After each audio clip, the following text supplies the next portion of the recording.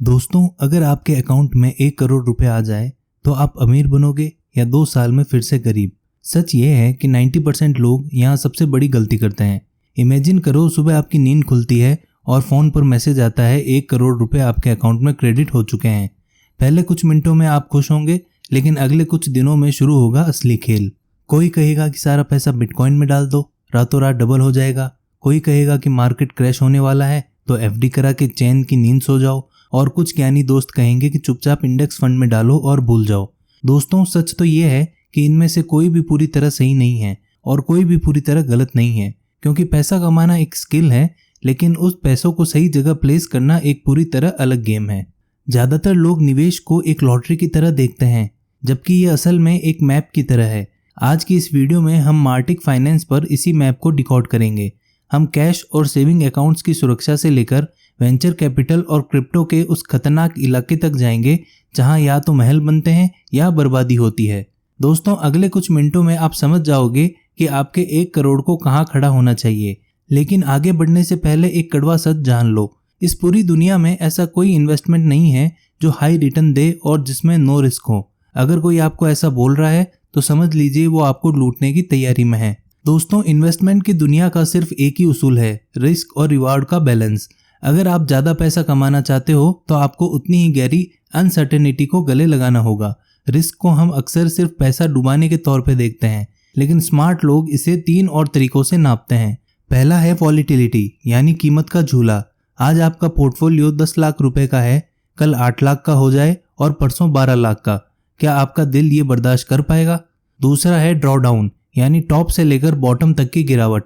अगर आपने गलती से मार्केट में सबसे ऊंचे पॉइंट पर पैसा लगाया तो वहां से नीचे गिरने की चोट कितनी गहरी होगी। दोस्तों, तीसरा है लिक्विडिटी, यानी जरूरत पड़ने पर पैसा कितने जल्दी हाथ में आएगा।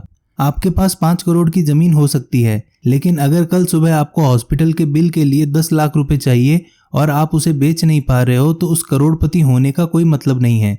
चलिए दोस्तों, अब मैप पर चलते हैं और शुरू करते हैं सबसे सुरक्षित इलाके में से, जिसे हम कहते हैं कैपिटल प्रिजर्वेशन जोन। यहाँ मकसद अमीर बनना नहीं, बल्कि अपने पैसों को जिंदा रखना है। इसमें आता है आपका कैश, सेविंग अकाउंट और मनी मार्केट फंड्स। यहाँ रिस्क ना के बराबर है, लेकिन एक साइलेंट किलर यहाँ हमेशा मौजूद रहता है, वो है महंगाई यानी इन्फ्लेशन। दोस्तों, अगर आपका पैसा 4% बढ़ रहा है और देश की महंगाई 6% है तो आप असल में हर साल 2% गरीब हो रहे हो। इसी कैटेगरी में आते हैं सरकारी बॉन्ड्स। जब आप सरकार को पैसा उधार देते हो तो वह आपको एक फिक्स्ड ब्याज देने का वादा करती है। ये पैसा डूबने का डर लगभग 0 होता है, क्योंकि पीछे सरकार खड़ी है। इसी का एक एडवांस वर्जन है tips treasury inflation product securities, जो महंगाई के हिसाब से अपना रिटर्न एडजस्ट करते हैं। ये उनके लिए है जो सिर्फ ये चाहते हैं कि उनका पैसा अपनी वैल्यू ना खोए। दोस्तों, अब थोड़ा सा रिस्क बढ़ाते हैं और चलते हैं लो रिस्क जोन की तरफ।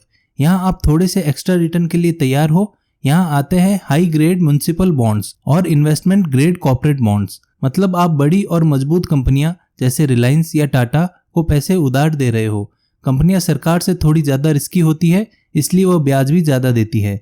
इसके अलावा यहाँ शॉर्ट ड्यूरेशन बॉन्ड्स फंड भी होते हैं, जो आपके पैसे को कई अलग अलग बॉन्ड्स में फैला देते हैं, ताकि एक कंपनी डूबे भी तो आपको फर्क ना पड़े।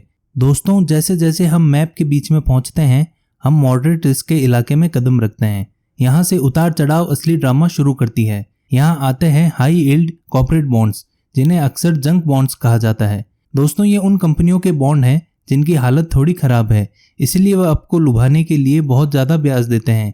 जब तक इकोनॉमी अच्छी है आप राजा हो, लेकिन जैसे ही मंदी आती है ये सबसे पहले डूबते हैं। दोस्तों, यहीं पर आपको एक जादुई शब्द समझना होगा, ड्यूरेशन। बहुत से लोग सोचते हैं कि सरकारी बॉन्ड हमेशा सेफ होते हैं, लेकिन 2022 ने सबको चौंका दिया। जो लॉन्ग ड्यूरेशन बॉन्ड्स थे 20 से 30 साल वाले, उनकी वैल्यू 30 से 40% तक गिर गई।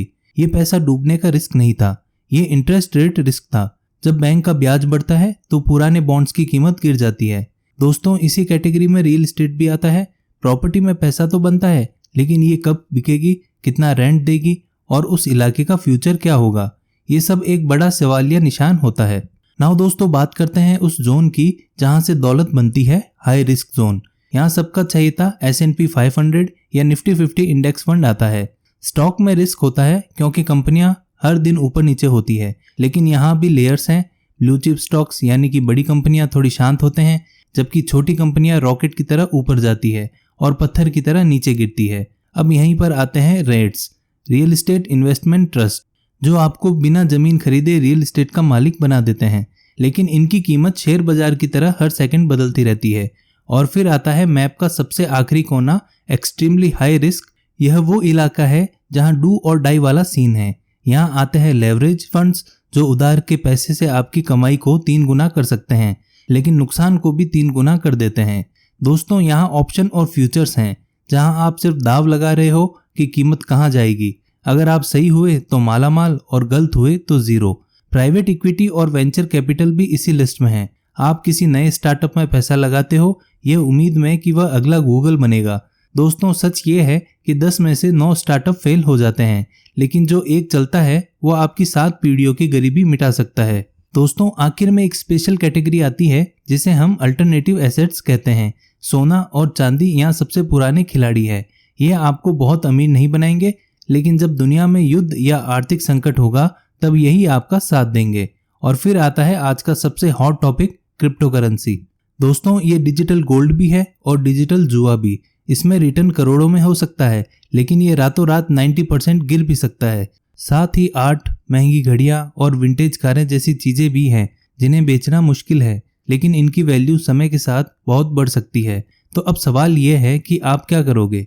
दोस्तों, स्मार्ट इन्वेस्टर कभी भी एक ही जगह सारा पैसा नहीं डालता, वो कोरिलेशन का इस्तेमाल करता है। मतलब अगर स्टॉक्स नीचे जा रहे हैं तो शायद उसका सोना ऊपर जा रहा होगा, अगर उसकी प्रॉपर्टी नहीं बिक रही है तो उसके बॉन्ड्स उसे मंथली इनकम दे रहे होंगे। 1 करोड़ को एक बाल्टी में डालना बेवकूफ़ी है, उसे इस पूरे मैप पर फैलाना समझदारी है। इन्वेस्टिंग का मतलब सिर्फ पैसा कमाना नहीं है, बल्कि उस रिस्क को चुनना है जिसे आप चैन से सोकर बर्दाश्त कर सकें। आपका गोल क्या है? क्या आप अगले 2 साल में घर खरीदना चाहते हैं या 20 साल बाद रिटायर होना चाहते हैं? आपका जवाब ही तय करेगा कि इस मैप पर आपकी जगह कहाँ है। अब आप समझ चुके हैं कि 1 करोड़ को कहाँ लगाना है, लेकिन असली सवाल अभी भी वही है, आप किस तरह का रिस्क ले सकते हो, क्योंकि सही इन्वेस्टमेंट वही है जिसमें आप रात को चैन से सो सको। दोस्तों, आज की वीडियो में इतना ही। अगर आपको ये वीडियो वैल्यूबल लगी हो तो लाइक करें, सब्सक्राइब करें और कमेंट में बताएं आप अपने 1 करोड़ रुपए कहाँ इन्वेस्ट करोगे। और अगर आप चाहते हैं कि मैं किसी एक एसेट जैसे स्टॉक्स, क्रिप्टो या रियल एस्टेट को डीप में समझाऊं तो वो भी कमेंट में लिखिए। मिलते हैं अगली वीडियो में, तब तक के लिए हैप्पी इन्वेस्टिंग। जय हिंद, जय भारत।